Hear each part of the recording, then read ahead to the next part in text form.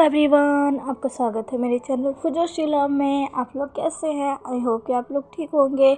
मैं जानती हूँ कि मैं बहुत दिनों बाद वीडियो अपलोड कर रही हूँ, पर मैं क्या कर सकती हूँ गाइस। अभी मेरे घर में कुछ काम हो रहा है। मैंने अपने फर्स्ट चैनल पर भी इस बारे में बताया है कि अभी मैं वीडियो डेली अपलोड नहीं कर पा रही, क्योंकि अभी मेरे घर रेनोवेट हो रहा है, जिसकी वजह से बहुत सारा काम है और मुझे टाइम नहीं मिल पा रहा है वीडियो बनाने का। तो अगर वीडियो लेट आए तो प्लीज़ गाइस आप मैनेज कर लीजिएगा, वरना मैं तो कोशिश करती रहती हूँ कि मुझे जब भी टाइम मिले मैं वीडियो बनाऊँ और उसे आपके साथ शेयर करूँ। लेकिन जब मुझे टाइम नहीं मिलता है तो मैं अब क्या कर सकती हूँ। लेकिन अभी मुझे टाइम मिला है, इसलिए मैं रिकॉर्डिंग कर रही हूँ। तो अगर नेक्स्ट वीडियो भी आने में अगर लेट हो जाए तो प्लीज़ प्लीज़ प्लीज़ गाइस मुझे माफ़ कर दीजिएगा, प्लीज़ मैनेज कर लीजिएगा, ओके। तो अब चलिए बिना कोई टाइम वेस्ट किए हम अपनी स्टोरी की स्टार्टिंग करते हैं। लास्ट पार्ट में हमने देखा था कि विंग के डैड ने विंग को कितने समय बाद प्यार किया था, उसके साथ बातें की थी, जिससे विंग बहुत ही ज़्यादा इमोशन फील कर रहा था। आज उसके डैड का उसके साथ इस तरह बातें करना, उसे समझाना, उसे प्यार करना उसे बहुत अच्छा लग रहा था।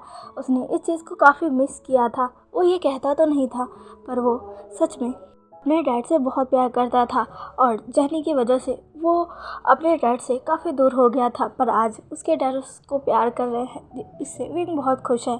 लेकिन इधर दूसरी तरफ वांग जी बहुत उदास है, बहुत ज़्यादा। वो अभी एक चेयर पर बैठा है, उसकी आंखें नम हैं। वो बार बार उसी समय को याद कर रहा है जब वो विंग के घर से लौटा था। चलिए अब यहाँ से हम फ्लैशबैक देखते हैं, जब वांग जी और उसके अंकल और ब्रदर तीनों साथ में घर आए थे। तब वांग जी के अंकल आज पहली बार बहुत खुश थे, उनके चेहरे पर स्माइल थी। और ये देखकर वांग जी भी बहुत ही ज़्यादा शॉक था, क्योंकि उसके अंकल ऐसे कभी स्माइल नहीं करते, अपनी खुशी ऐसे तो जाहिर करते भी नहीं हैं। वांग जी भी तो बिल्कुल उन्हीं की तरह है, जो अपनी फीलिंग एक्सप्रेस नहीं करता। पर आज वांग जी के अंकल अपनी फीलिंग एक्सप्रेस कर रहे हैं। घर आते ही वांग जी को अपने पास बैठाते हैं, उसके सर पर हाथ फिराते हैं और कहते हैं, मैं तुम्हारे लिए बहुत खुश हूँ, बहुत ज़्यादा। तुमने सच में बहुत अच्छा पार्टनर चूज़ किया है। वो सच में तुमसे प्यार करता है, और उसकी फैमिली वो तो बहुत अच्छी है। मैं पहले से ही उनको जानता हूँ, और मैं बता सकता हूँ कि वो तुम्हें बिल्कुल अपने बेटे की तरह रखेंगे, जिसकी वजह से अब मुझे तुम्हारे लिए कोई फिक्र नहीं है। अब मैं चैन की सांस ले सकता हूँ। मुझे तुम्हारे लिए सच में बहुत खुशी है वांग जी। तुम जानते नहीं हो, पर तुमने मेरे सर से एक बहुत बड़ा बोझ उतार दिया है। मैं हमेशा तुम्हारी चिंता करता रहता था कि पता नहीं तुम्हारा क्या होगा। तुम अपनी फीलिंग एक्सप्रेस भी नहीं करते हो किसी के सामने, तुम्हें हर्ट होता है तो तुम बताते भी नहीं हो।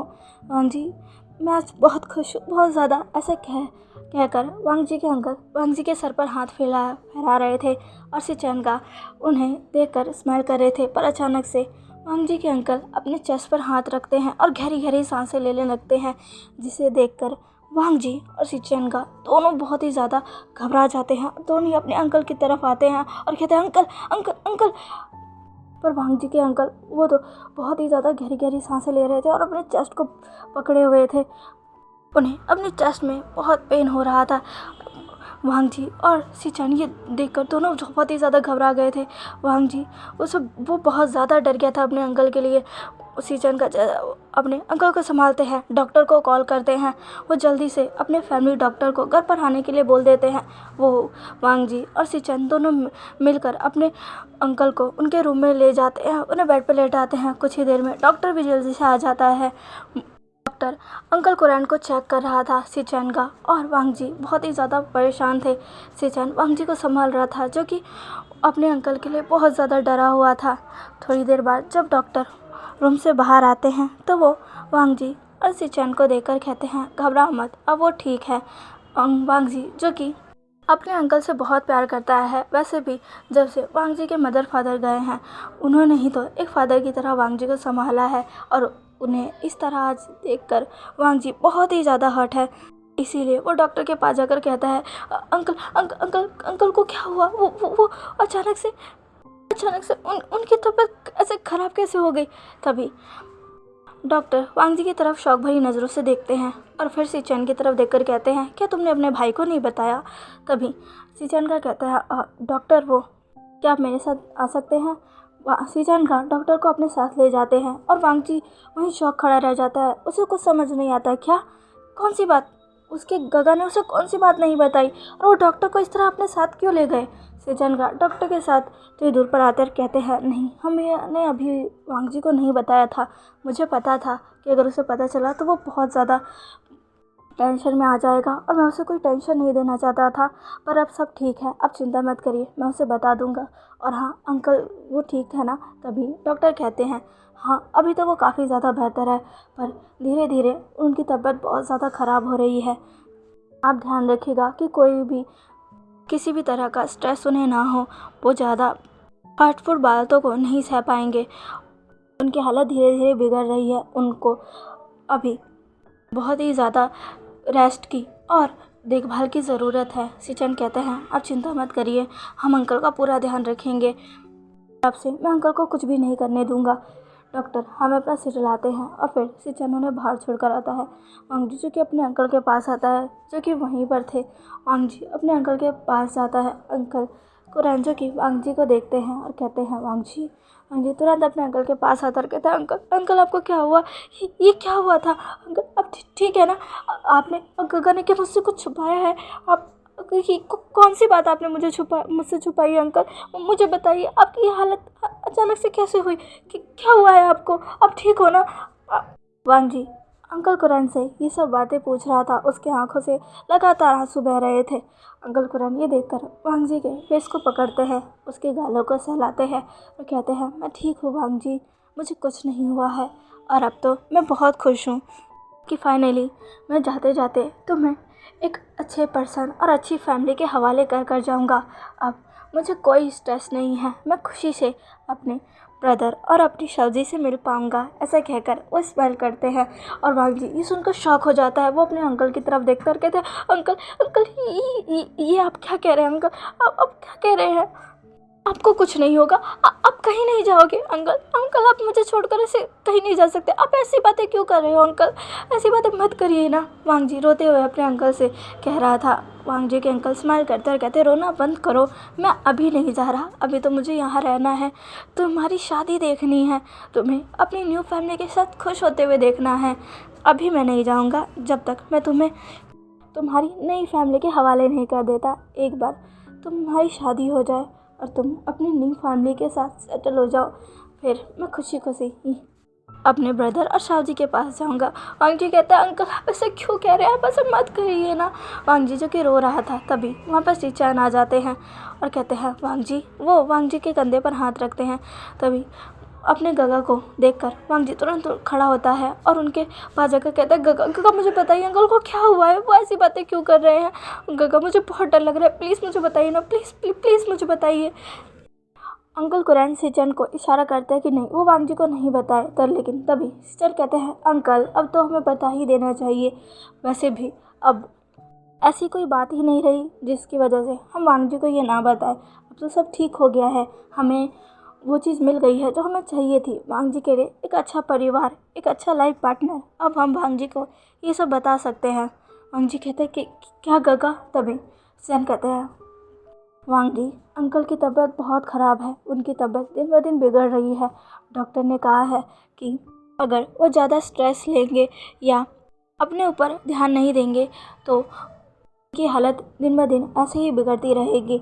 उस समय अंकल को तुम्हारे लिए बहुत स्ट्रेस था, वो तुम्हारे लिए एक अच्छी फैमिली ढूंढना चाहते थे, क्योंकि उन्होंने अपने ब्रदर यानी हमारे मॉम एंड डैड से वादा किया था कि वो तुम्हें एक अच्छे फैमिली, एक अच्छे पर्सन के हवाले करेंगे। वांग जी अंकल की तबीयत बहुत ख़राब है, उनके पास ज़्यादा टाइम नहीं है। अगर हमने उन्हें ज़्यादा स्ट्रेस दिया या उन्हें कोई हर्टफुल बातें कही जो वो सह नहीं पाए तो हम अपने अंकल को खो देंगे। वांग जी अंकल बस यही चाहते हैं कि तुम एक अच्छे पर्सन के साथ शादी कर उसके साथ सेटल हो जाओ। और हमें पता था कि अगर तुम्हें ये बात पता चली तो तुम बहुत ज़्यादा हर्ट हो जाओगे और हम ऐसा नहीं चाहते थे, पर अब सब कुछ ठीक है, हमें वो फैमिली मिल चुकी है, तुमने अपना पार्टनर चूज़ कर लिया, इसलिए हम ये बता रहे हैं। अंकल अब आप स्ट्रेस नहीं लेंगे। हमारे वांग जी ने आपकी सबसे बड़ी टेंशन को दूर कर दिया है। अब आप पूरी तरीके से अपना ख्याल रखेंगे, रेस्ट करेंगे, कोई भी काम नहीं करेंगे, सब कुछ मैं करूँगा। अब हमारा बिजनेस भी मैं अकेले ही संभालूँगा। आप कुछ भी नहीं करेंगे, आप रेस्ट करेंगे। अंकल, हमारे पास अब आप ही हो, हम आपको खोना नहीं चाहते। तभी अंकल कुरन कहते हैं, मेरे बच्चों, मैं इतनी जल्दी नहीं जाने वाला, अभी तो मैं वांग जी की शादी देखूंगा। ऐसा कहकर वो स्माइल करते हैं। शिचेंगा रोती हुई आंखों के साथ अंकल को देखते हैं, क्योंकि वो जानते हैं अंकल कुरन की हालत बहुत ख़राब है और वो पता नहीं कब तक ही सर्वाइव कर पाए। लेकिन वो पूरी कोशिश कर रहे हैं कि वो अपने अंकल की हालत को सुधार पाए, उनका अच्छे से ख्याल रखें। वो ऐसे तो अपने अंकल को नहीं खो सकते। वांग जी, जो कि अपने गगा की पूरी बातें सुन रहा था, वो अपनी जगह पर जमा हुआ था। उसकी आंखों में से आंसू लगातार निकल रहे थे। उसे कुछ समझ नहीं आ रहा था कि उसने क्या किया।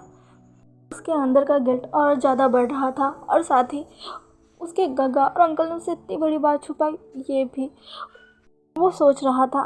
तभी अंकल कुरैन कहते हैं, वांग जी अपने अंकल की तरफ देखता है। अंकल कुरैन वांग जी को अपने पास बुलाते हैं। वांग जी उनके पास जाता है। अंकल कुरैन वांग जी के गालों को सहलाते हैं और कहते हैं, चिंता मत करो वांग जी, मैं अब ठीक हो जाऊंगा। और वैसे भी मुझे तो ठीक होना ही पड़ेगा ना, वरना मेरे प्यारे लंजा की शादी की तैयारी कौन करेगा। हाँ, तो वांग जी, जो कि अपने अंकल की तरफ देखता है और तुरंत ही अपने अंकल को पकड़कर रोने लगता है। अंकल कुरैन वांग जी के बस सिर को सहलाते रहते हैं और शिचेंगा वांग जी को देखते हैं। वो उसकी पीठ को रब कर रहे थे और कह रहे थे, शांत हो जाओ वांग जी। वांग जी काफ़ी देर तक अपने अंकल के पास रोता है, उनके साथ बैठता है, उनके से थोड़ी बातें करता है। फिर वो अपने अंकल को उन्हीं के रूम में आराम करने के लिए छोड़ आता है और आकर चेयर पर बैठ जाता है। अब यहाँ से फ्लैशबैक एंड होता है। शिचेंगा वांग जी के पास आते हैं। वो उसके सामने कुछ फूड रखते हुए कहते हैं, वांग जी कुछ खा लो, तुमने आज डिनर भी नहीं किया, आज तुम अंकल के साथ ही थे, उन्हीं का ख्याल रख रहे थे। तभी वांग जी कहता है, आपने मुझसे ये बात क्यों छुपाई गगा, आपने मुझे भी बताया क्यों नहीं। तभी शिचेंगा वांग जी के पास बैठकर कहते हैं, क्योंकि अंकल ये नहीं चाहते थे कि तुम शादी के लिए इस वजह से हाँ करो, क्योंकि अंकल बहुत बीमार है और शायद उनके पास ज़्यादा टाइम नहीं है। वो चाहते थे तुम अपना पार्टनर अपने दिल से चुनो, अपनी मर्ज़ी से शादी करो, इसीलिए उन्होंने तुम्हें नहीं बताया। अंकल तुम्हें बहुत प्यार करते हैं और इसी वजह से वो चाहते हैं कि वो जब तक है वो तुम्हें अच्छे से सेटल कर दे। तुम जानते हो ना वांग जी, अंकल तुमसे कितना प्यार करते हैं।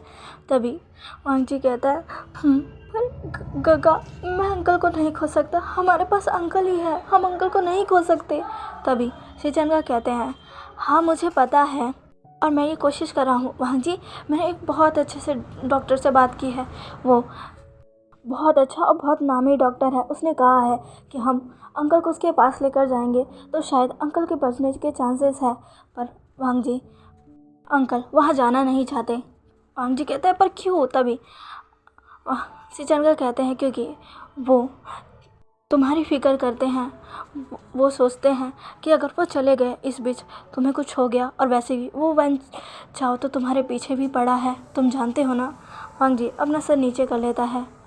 शिचेंगा कहते हैं, इसलिए मैं चाहता हूँ तुम्हारी और विंग की शादी जल्दी हो जाए, क्योंकि एक बार तुम्हारी शादी हो जाएगी, तुम अपनी फैमिली के पास चले जाओगे, तो मैं अंकल से कह सकता हूँ कि तुम अब ठीक हो और खुश हो, और फिर वो भी खुद पर ध्यान दे पाएंगे। उनके लिए अभी सबसे बड़ी प्रायोरिटी तुम हो, ना कि वो खुद। वांग जी अपने गगा की तरफ देखता है। शिचेंगा उसके गालों को सहलाता है, उसे गले से लगाता है और फिर कहता है, वांग जी खुद को तकलीफ़ मत दो, तुम्हें पता है ना अंकल तुमसे कितना प्यार करते हैं। अगर तुम अपने साथ ऐसा करोगे तो वो फिर से तुम्हारे लिए स्ट्रेस हो जाएंगे, और अभी वो स्ट्रेस नहीं ले सकते, तुम जानते हो ना। वांग जी जो कि हाँ में अपना सिर लाता है। शिचेंगा स्माइल करते हुए कहते हैं, चिंता मत करो, सब ठीक हो जाएगा, मैं हमारे अंकल को कुछ नहीं होने दूंगा। अब चलो ये खा लो। वांग जी जो कि अपने गगा को देखता है। शिचेंगा अब खुद ही अपने हाथों से वांग जी को फूड खिलाते हैं। वांग जी भी चुपचाप शिचेंगा के हाथों से वो खाना खा लेता है, पर वो अभी बहुत उदास था, बहुत ज़्यादा। यहाँ से टाइम स्किप होता है और हमें वांग जी को दिखाया जाता है, क्योंकि अभी अपने रूम में था, वो परेशान था, वो क्या करे।